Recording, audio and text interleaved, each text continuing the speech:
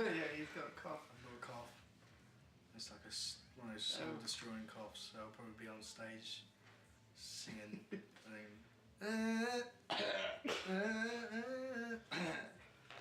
You got the luxury of just sticking the mic in the crowd though. Yeah, if it had been the last tour where no one knew who we were, then that would be different.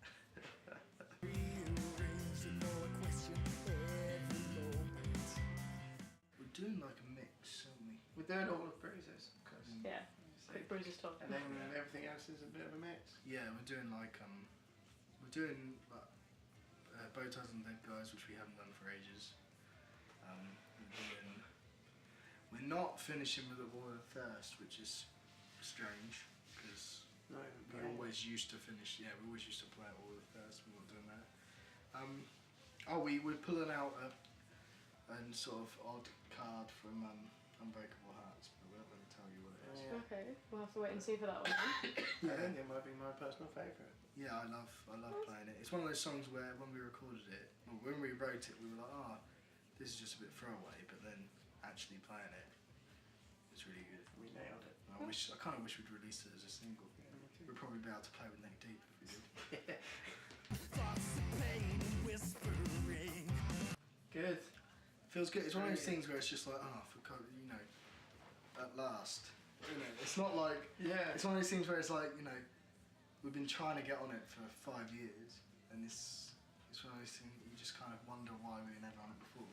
Yeah. But like every year it was also, you'll be on it, and then it turned up, and then it was like, we're not on it. Basically, Daniel P. Carter has just done us a massive solid to put us on there, which is really cool, because without him, I don't think we'd have got on it. So that's good of him, though. Yeah, we definitely got him. So I'm guessing you're gonna. Thanks, Dan. Yeah, hopefully. Yeah, we'll pull them all out. I think we're gonna miss Fall Out Boy and Thingy, aren't we? No, I think we're gonna go back. What, back to Reading? Yeah. Fall Out Boy than and Biffy. So we're gonna go. Because we're doing the Reading Friday, Leeds Saturday, and then I think we're going to go back to Reading to do Biffy and Fall Out Boy in the 1975. That sounds like fun. Yeah. That really does. Yeah. So, Diane would have played on our day. Yeah, that's going to be cool. I don't know if they'll be on when we're on. I don't know. I hope not.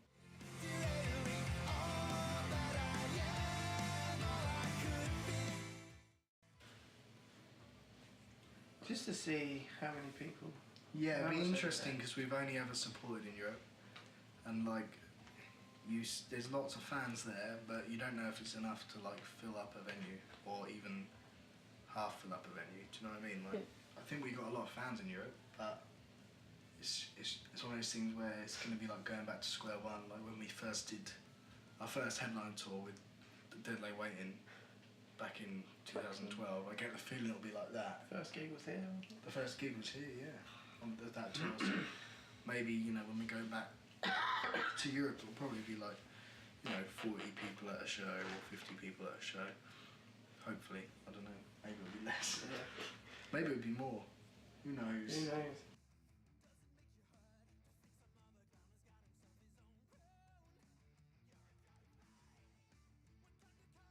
Yeah, we've got loads of new music in the pipeline. It's just we don't know how we're going to record it. That's the main point of contention, because we're obviously we're on our own label, but we don't have any money, so we're at the mercy of whether, I don't know. I think what we're trying to do is just focus more on playing or enjoying what we do. And less on how we're going to get it done. I think we're just going to try and be the best band we can and then see what happens, rather than, because we always used to be scheming, didn't we? Not scheming, but we were always how are we going to do this, how are we going to do that, and then when you stop doing that, you get announced for Reading and Leeds, so it's kind of sometimes if you just let it happen, I think it's good. Yeah. But that's something I want to do. I just want to try and stop thinking about the industry, just fuck it off and ignore it. Sorry, I was provisionally sworn. You can bleep that. And ignore it, and and just think about playing the music that you love. That's all that should matter anyway, really.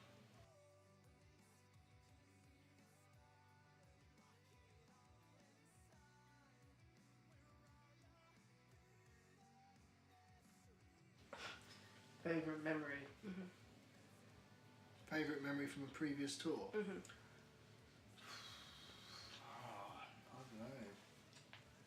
We used to say Brixton, didn't we? I think that the last tour we were on with Escape the Fate had some really good shows.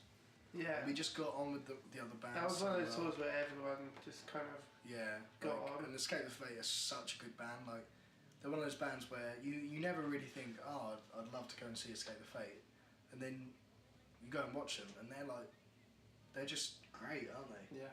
And they're fun to watch, and they're not like all these other bands where they do the same thing every night. Like with Escape the Fate, you don't know what's going to happen a lot of the time, especially with whether they're gonna, Chris Craig's a bit of a mad man, isn't he? And Rob's just like such a great drummer, and it's just really fun to watch. And they have a laugh. Like one of the shows, the PA got switched off at London, I think, and they just played the last song with no PA. They just played it. They played it. They didn't even have. I think the amps were on, weren't they?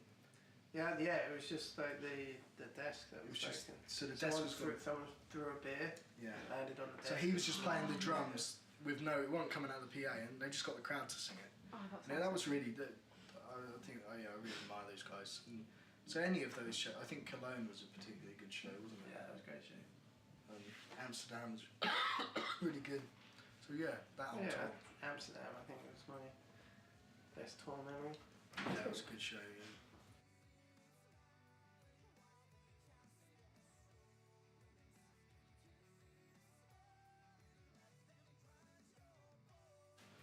I don't know if we are becoming more well known. Yeah, I guess so. Yeah. It is.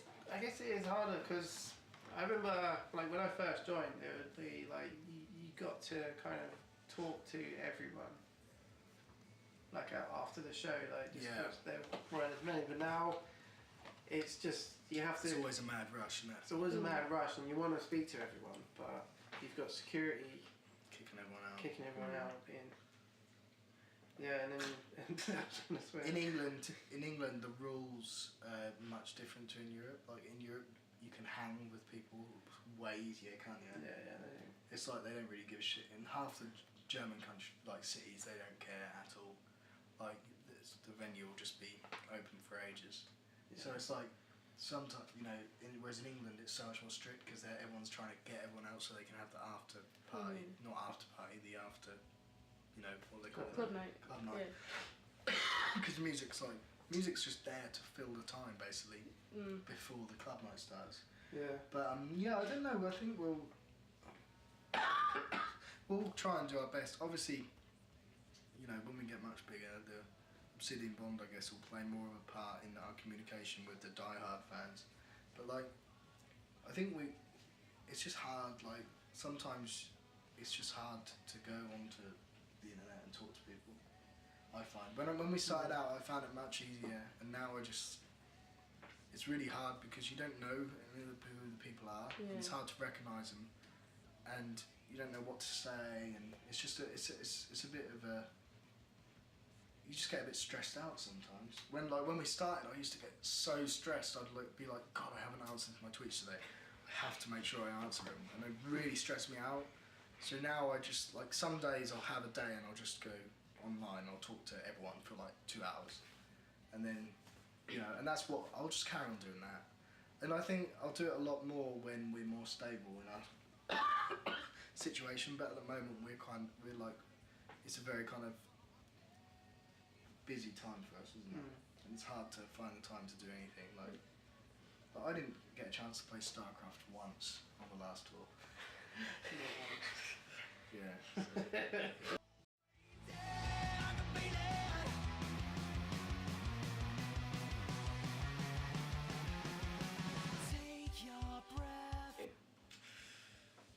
This is a really complicated, loaded question because we don't want to offend anyone. The coolest thing. So when we might get a bottle today. Someone gets us fancy bottles. Yeah, one of our fans. Yeah. Like Oh, yeah. strange flavoured. Yeah. Didn't she do them to relate to some song titles? I remember Yeah, there was like she an normally- elderflower bottle of Yeah. something once. Almost always It's relates chocolate to some vodka. titles. Yeah. She's really cool. So I don't know whether this was her, but we got like 5 bottles of different colour Skittles. Skittles, yeah. Vodka, what's that? Yeah, no, that wasn't her. That was No. someone else. We got a Mega Drive once. That was pretty Yeah, we got awesome. Mega Drive. Like a new version, so it has all the different. It has loads of games on it, and you can use it. It's only like this big. We get loads of cool stuff. The weirdest stuff isn't. It's not weird. It's just like stuff you. I mean, it's difficult. It's when you get like razor blades or stuff like that, and they have blood on them, and it's just like that's difficult because you don't know what to say to it. Yeah. And you just don't, and like you just want to go, you want to help them, but you can't help everyone. Yeah. The worst, at the end of the day, the problem is we're a band, like we're not trained to deal with that sort of stuff. we just want to have a good time really and make people happy. I try and that's what I try and do. I try and kind of make them laugh, yeah. Make them laugh.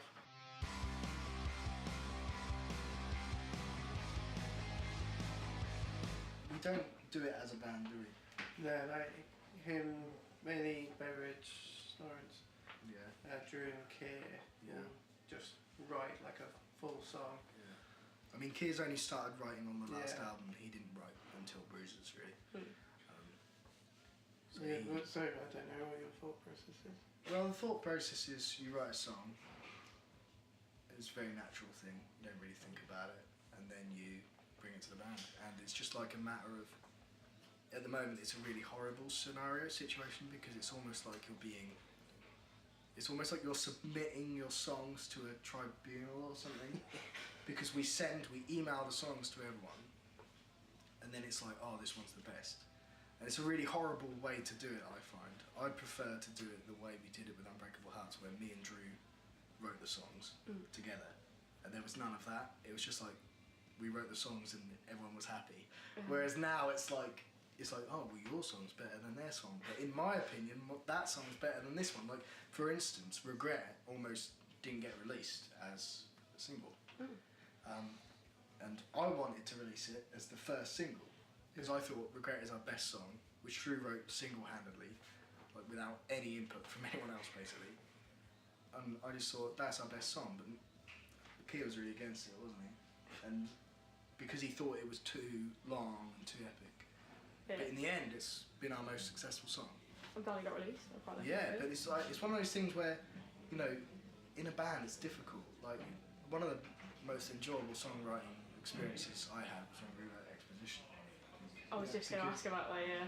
Yeah, because Exposition was like everyone was mucking in. So Luke wrote like P-Train, but then I wrote the lyrics for him, and then like Drew helped you with the chorus, didn't he? Like and then I helped Shane with that, and blah blah blah blah blah. And I think Keir did most of Decay, didn't he, himself? But it was just fun because Didn't you have like kind of?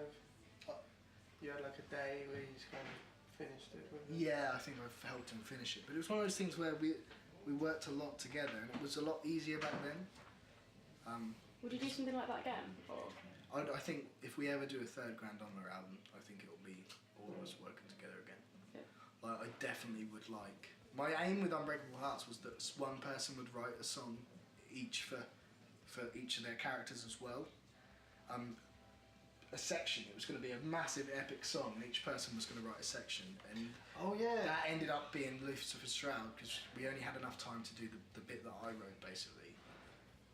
We wanted to do. Everyone did a section, didn't we? And it was going to be like really, really long and epic, but that'd be amazing. we just run out of money and call them time. So I guess maybe something for the future when you've got a bit more money. definitely. Oh yeah, absolutely. If we do a third, like Grand Dominant album, that's just. I think we'll just pull out all the stops and just do everything we want. Would it be like the third and final one? Or? Probably depends how it works. Like if people like it when we go back to it, then we might do a fourth one. Third and final. ... Yeah. Because there's loads of other stories. It's just that's the end of the actual story. So.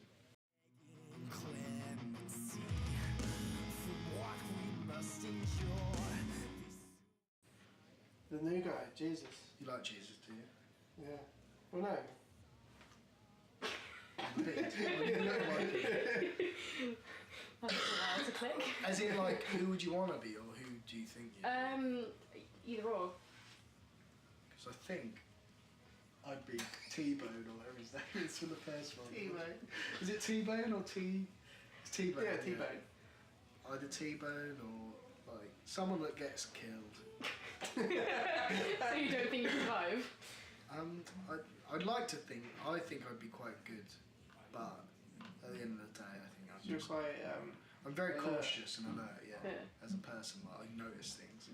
I think I get it because I wouldn't notice. Yeah. Just, Oh shit. Too oblivious. I think me, Drew, and Shane might do alright because we're very cautious and alert and nervous anyway. So it would just be like, oh shit, something's happening. Let's go. But yeah. Well, I mean, that's the thing. I'm really good at that. But what if one just walked in now? Yeah, I'd fucking batter the fuck out. Yeah. I'd go straight for those bottles. I've just already planned, mate. I've always got it on That's what I fire. mean. Like, Every room you enter, it's zombie apocalypse strategy. No joke. That sounds stupid, but it has. I've already got that. Everyone would love to be Rick though, wouldn't they? Because he's just awesome. But I'd want to be Michonne. Badass sword. Yeah. that's pretty cool. Yeah. you'd want to be Michonne. Yeah. Ash would want to be Michonne. Yeah. I don't really know. Yeah. Well, there you go. Jesus, Rick, Michonne.